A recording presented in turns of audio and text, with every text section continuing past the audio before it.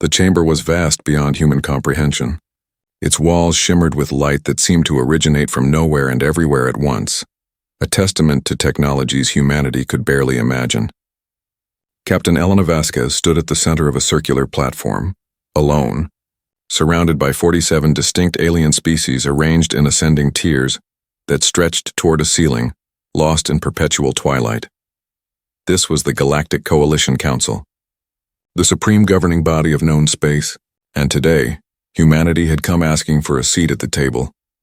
Elena kept her spine straight, her hands clasped behind her back in a posture of military discipline. She wore the dress uniform of Earth's Unified Space Command, simple, functional, adorned only with the blue and green patch of her home planet. Compared to the elaborate bioluminescent armor of the Crethans, or the living crystal forms of the Synthera delegates, she looked almost primitive. That was precisely what they thought of her. "Let the record show," a voice echoed through the chamber, translated simultaneously into thousands of languages by technology. Elena's people were only beginning to understand that the species identifying as Homo sapiens, of the planet designated Earth 372, has petitioned for coalition membership. The speaker was a Valerix, an energy being that appeared as a vaguely humanoid shape composed entirely of pulsing golden light. Its species had transcended physical form 3 million years ago. To beings like this, humanity must have seemed like children playing with sticks. Elena had prepared for this moment for 3 years. She had studied every known coalition species, memorized their customs, learned 17 alien languages. She had rehearsed her presentation countless times. And yet, as she stood in this impossible place, representing 8 billion souls who had only learned they were not alone in the universe 30 years ago, she felt the weight of inadequacy pressing down on her shoulders. "Honored members of the coalition," Elena began, her voice steady despite the trembling in her chest. "Humanity comes before you not as conquerors or supplicants, but as neighbors seeking fellowship. We may be young by your standards, but we have much to offer." "Much to offer?" The interruption came from High Commander Zarketh of the Crethan Dominion. The reptilian warrior was 12 feet tall, his scales the color of burnished bronze, his eyes like molten copper. "Your species has barely left its own star system. You wage wars among yourselves over invisible lines drawn on dirt. Your oldest structures crumble after mere thousands of years. What could you possibly offer this council?" Murmurs of agreement rippled through the chamber. Elena felt heat rising to her cheeks but forced her expression to remain neutral. "We offer perspective," she said carefully. "Fresh eyes on old problems. We offer determination. Humanity has survived ice ages, plagues, and our own worst impulses. We offer desperation." The word came from Synthera Prime, the hive mind AI collective that spoke through a floating geometric construct of silver and shadow. "You offer desperation. Your sun will expand in 5 billion years. Your planet groans under the weight of your population. You have barely achieved fusion power.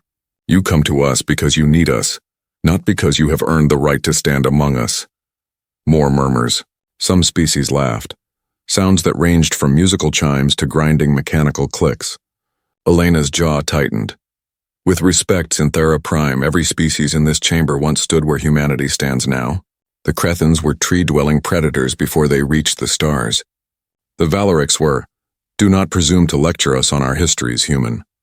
Zarketh's voice carried the weight of unveiled threat. "We evolved. We struggled. We earned our places through strength and innovation. What have your people done except breed and consume?" Elena opened her mouth to respond, but the Valoric speaker raised one glowing appendage. "The High Commander's tone is harsh, but his point has merit.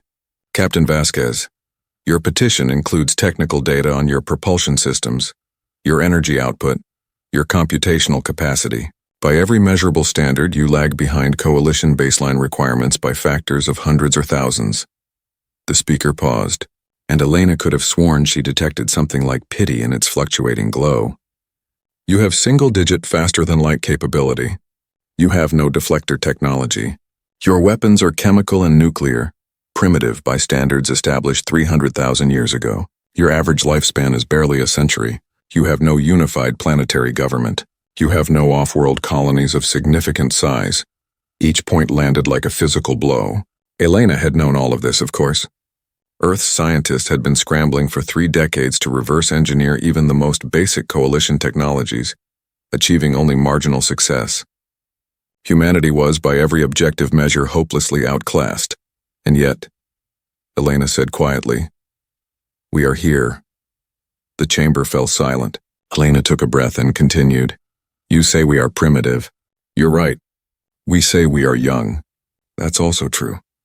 But 30 years ago, we didn't know you existed. 30 years ago, we thought we were alone in the universe. And in just 30 years, we went from first contact to standing in this chamber, speaking to minds that have shaped galaxies. That is human nature. We adapt, we learn, we refuse to accept that anything is impossible." "Pretty words," Zarketh growled. "But words do not deflect plasma cannons or compute hyperspace trajectories. This council was not built on speeches, human. It was built on capability." "Then test our capability," Elena said, her voice sharp now. She had been instructed to remain diplomatic, to grovel if necessary. But standing here, watching species that had never known hunger or war, or the desperate struggle to survive, look down on her people with such casual disdain, something in her snapped. "You want proof? Give us a challenge. Any challenge. Let humanity show you what we can do when survival demands it." The chamber erupted in noise. Dozens of species spoke at once, their voices overlapping in a cacophony of translated debate. Elena stood perfectly still, her heart hammering, knowing she had just gambled humanity's future on pride and instinct. The Valoric speaker raised both appendages, and silence fell like a hammer. "Very well, Captain Vasquez. The Council accepts your proposal." The speaker's voice held an edge that Elena couldn't quite identify.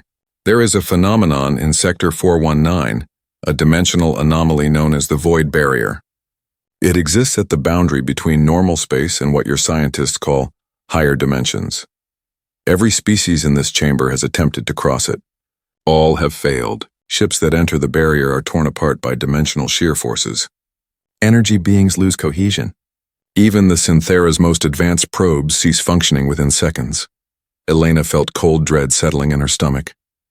"If humanity can cross the void barrier and return intact," the speaker continued, "the Council will grant you full membership with all attendant rights and privileges. You will have access to coalition trade networks, defensive pacts, and technology exchanges." "And if we fail?" Elena asked, though she already knew the answer. "Then humanity will be quarantined to your home system for a minimum of 500 years, until such time as your species has naturally evolved to meet coalition standards." The speaker's glow pulsed slowly. "You will be provided with exact coordinates. You have 30 days to prepare. The attempt must be made with human technology only. No coalition assistance. Do you accept these terms?" Elena's mind raced. 30 days. The void barrier. Something that had defeated species millions of years ahead of Earth's development. It was suicide. It was impossible. It was perfect, because Elena Vasquez knew something that not even Earth's president or the Unified Space Command fully understood. She knew about Project Lazarus. She knew about the experiments conducted in the Deep Space Laboratory near Jupiter's orbit. She knew about Dr. James Chen's breakthrough in dimensional mathematics, achieved just 18 months ago after decades of failure. And she knew about the Archimedes. "I accept," Elena said clearly. "On behalf of humanity, I accept your challenge." Zarketh laughed, a sound like rocks grinding together. "Brave but foolish. Your species will die before they admit they are outmatched." "Perhaps," Elena said softly. Then, despite every diplomatic instinct screaming at her to remain silent, despite knowing that what she was about to do could doom her career, she allowed herself the smallest smile. "Or perhaps, High Commander, you will learn that humanity's greatest strength has always been doing what others thought impossible." The chamber erupted again, but Elena was already turning away, her role here finished. As the platform descended to return her to the Coalition transport bay, she caught the Valoric's speaker's gaze, if such beings could be said to have gazes. For just a moment, she thought she saw its glow intensify with something that might have been curiosity or concern. The journey back to Earth took 3 days through Coalition jump gates, but Elena barely noticed the time passing. Her mind was already racing ahead, calculating variables, reviewing schematics she had memorized years ago.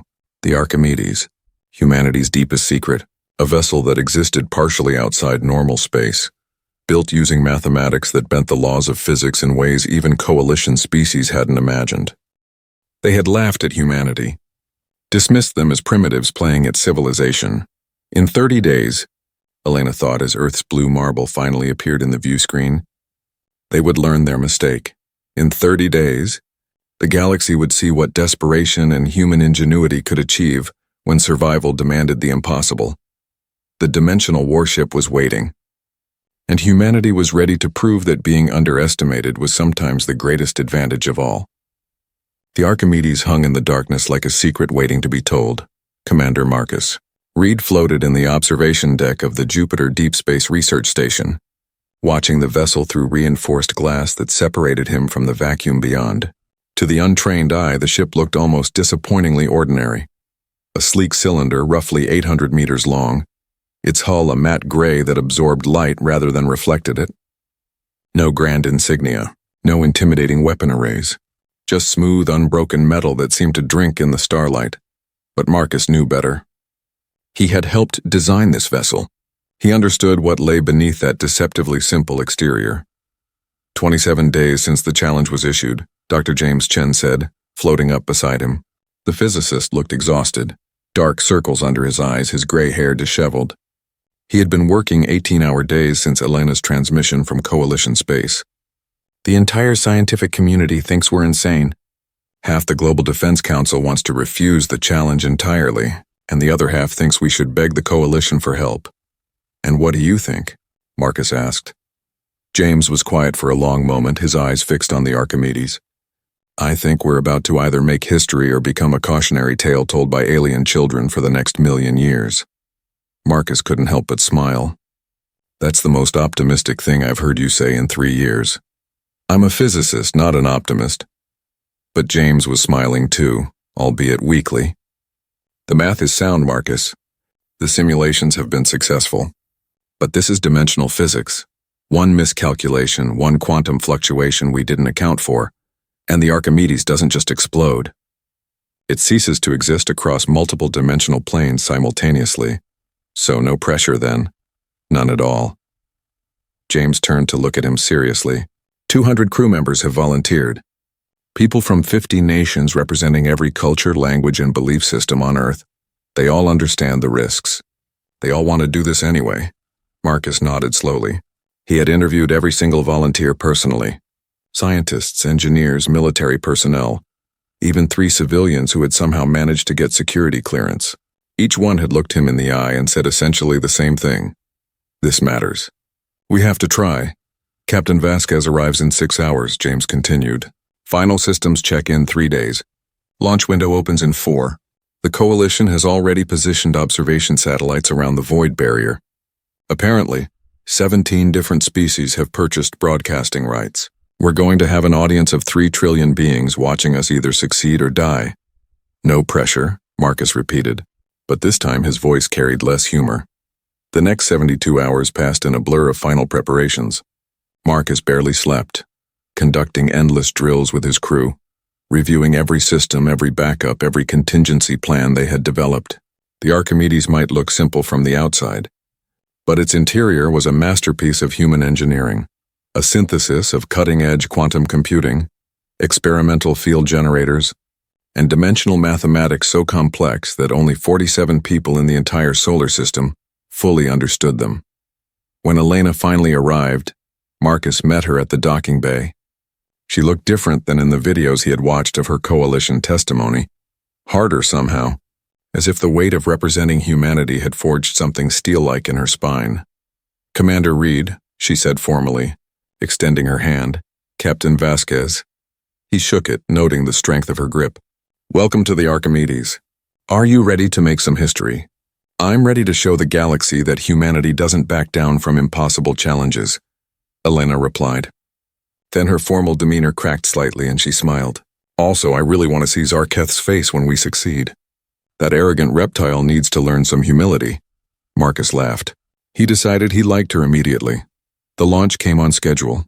Marcus sat in the commander's chair on the bridge, surrounded by holographic displays that fed him real-time data from every system aboard the ship. Elena stood beside him, technically present as Earth's official observer but welcomed as part of the command team. Around them, the bridge crew moved with practiced efficiency, 200 souls who had trained together for this single moment. All systems nominal, reported Lieutenant Sarah Kim from the science station. She was young, barely 30, but her expertise in dimensional field theory was unmatched. Quantum resonance chambers at standby. Field generators online and stable. Dimensional anchors locked. Navigation confirms course laid in, added Ensign Torres from the helm. Void barrier coordinates locked. ETA 42 hours at current velocity. Marcus took a deep breath. Take us out. Nice and easy. The Archimedes slid out of Jupiter's orbit like a whisper, its experimental engines producing almost no detectable signature.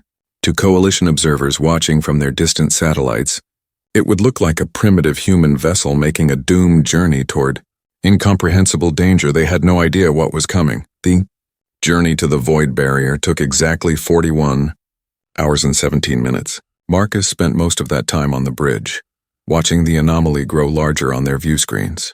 It was beautiful in a terrifying way. A region of space where reality itself seemed to fray at the edges, where stars appeared distorted and bent, where the fundamental laws of physics became suggestions rather than rules.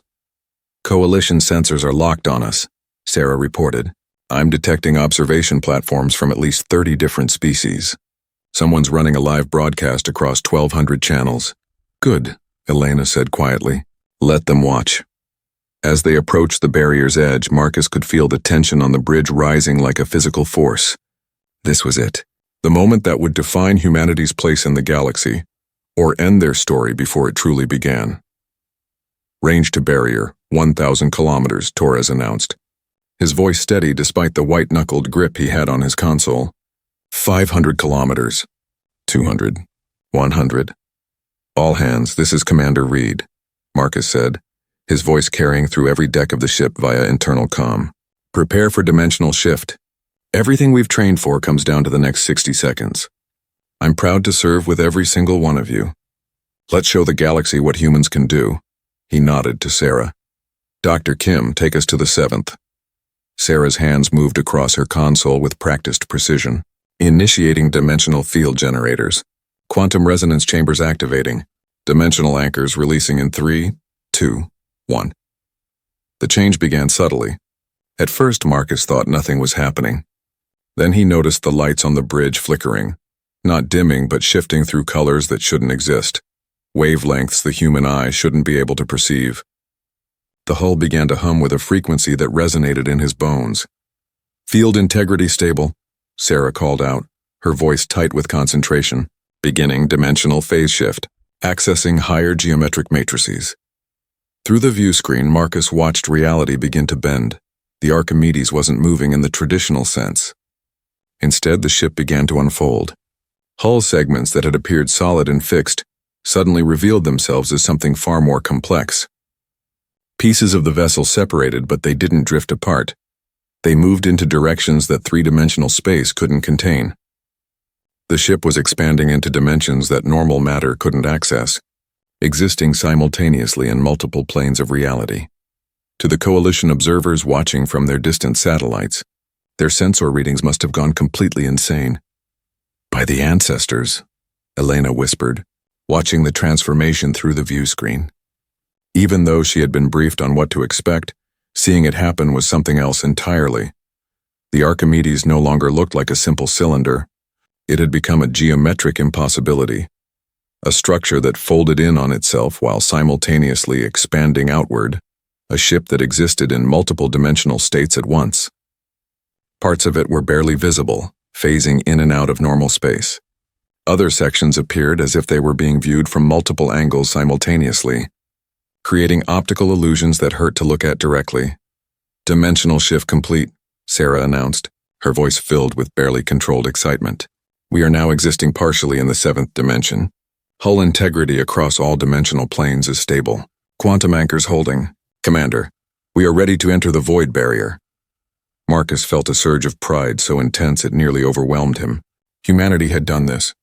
Earth scientists working with limited resources and barely 3 decades of knowledge that aliens existed had achieved something no other species in the galaxy had accomplished. They had learned to step outside normal reality itself. "Take us in," Marcus ordered. "Full dimensional navigation. Show them what we can do." The Archimedes entered the void barrier. Immediately, alarms began screaming across every console. The view screen showed chaos, space itself tearing apart in gravitational riptides, dimensional boundaries collapsing and reforming, energy storms that existed across multiple planes of reality simultaneously. It was the kind of environment that should have torn any ship apart in microseconds. But the Archimedes didn't travel through the barrier.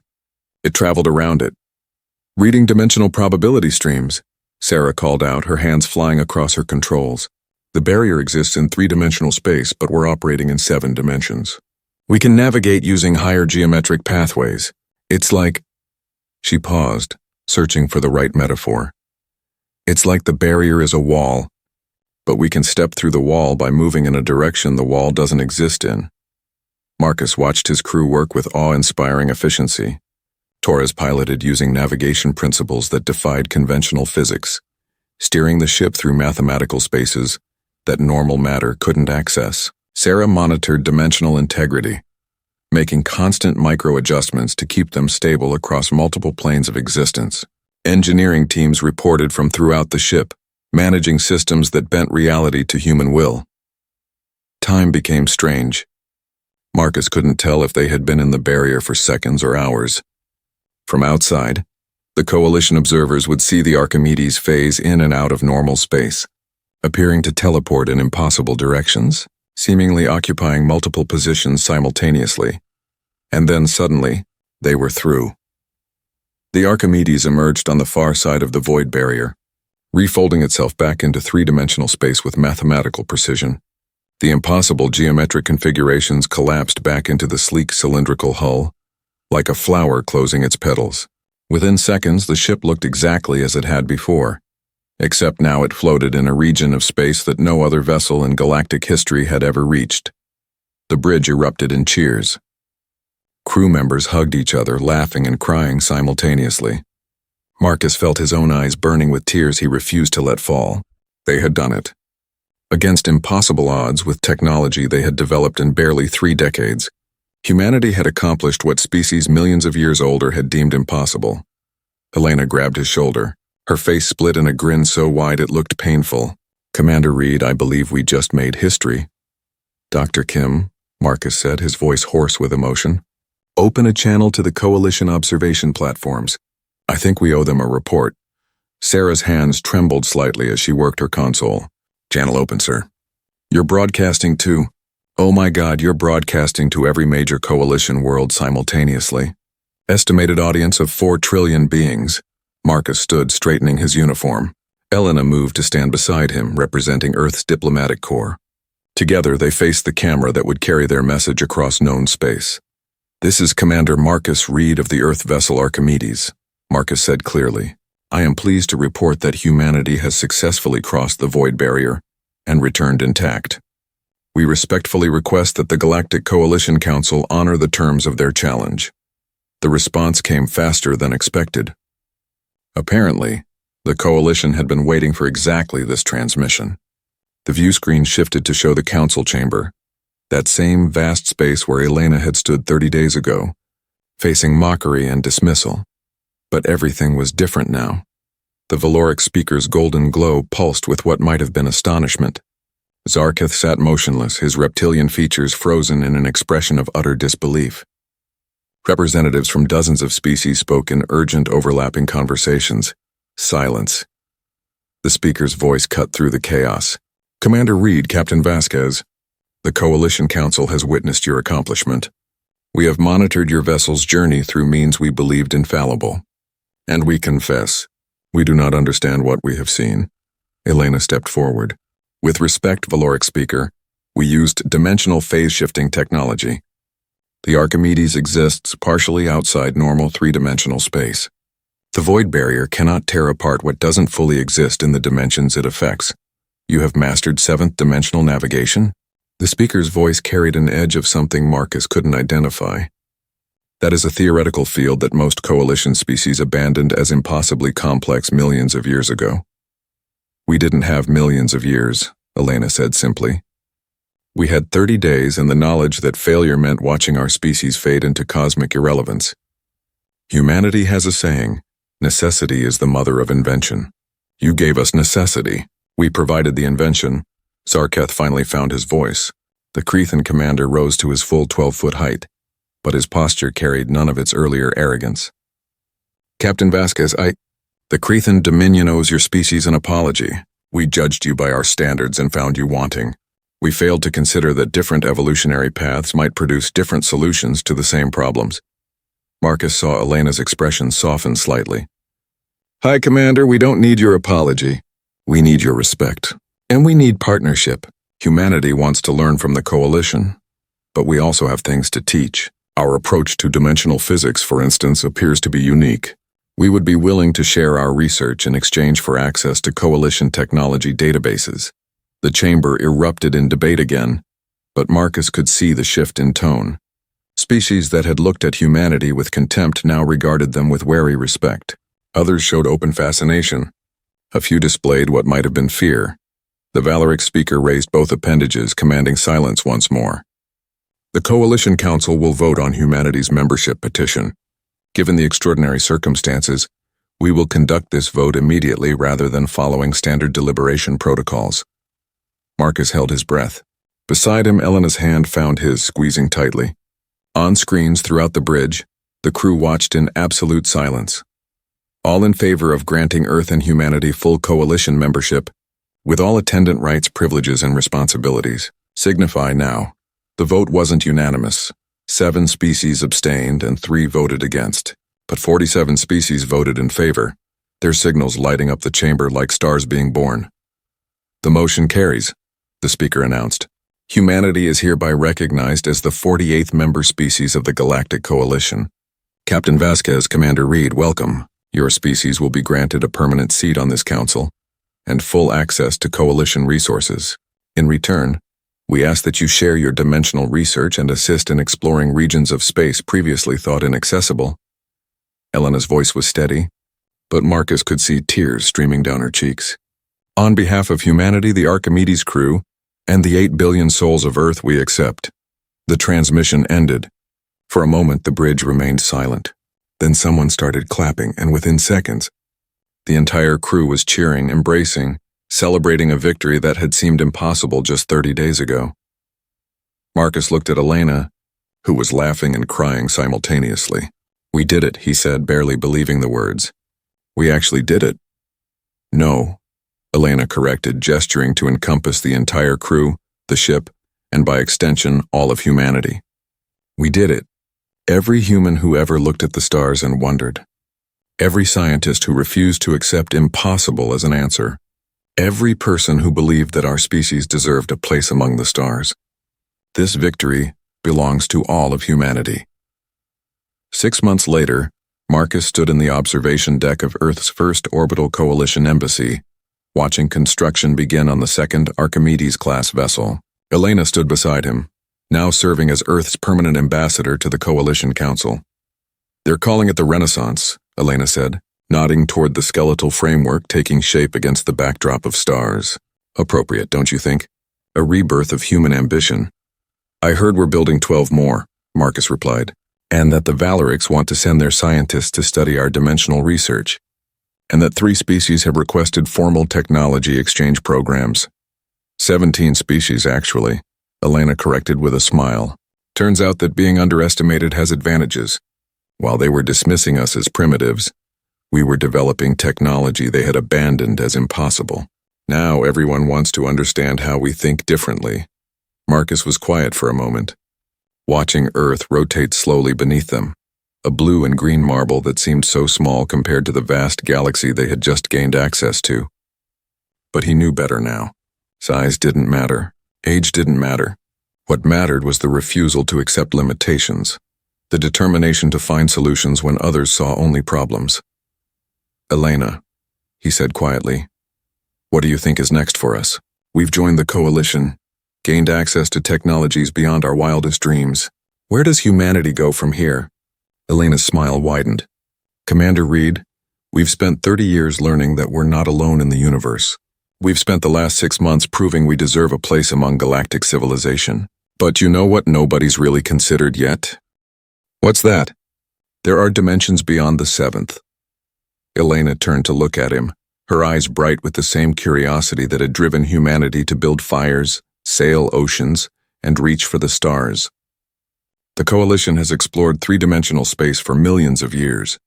We just showed them how to access 7 dimensions, but our mathematics suggest there are at least 11, possibly more. Marcus felt a familiar thrill run down his spine, the same sensation he had experienced watching the Archimedes unfold for the first time. You're suggesting we explore higher dimensions? Map territories that no species has even conceived of? I'm suggesting that humanity's greatest strength has always been going where others fear to tread, Elena said. They thought we were too primitive to matter. We proved them wrong. Now let's show them what else we're capable of. Through the viewport, the partially constructed Renaissance caught the light of the sun, its dimensional field generators already taking shape. Beyond it, stars stretched into infinity, a galaxy that had dismissed humanity, then learned to respect them. And beyond even that, invisible to any conventional sensor, lay dimensions waiting to be explored, mysteries waiting to be solved, impossibilities waiting to become achievements. Humanity had been laughed at, underestimated, dismissed as barely evolved primitives playing at civilization. But in the end, they had done what they always did when survival demanded it. They had adapted, innovated, and refused to accept that anything was truly impossible.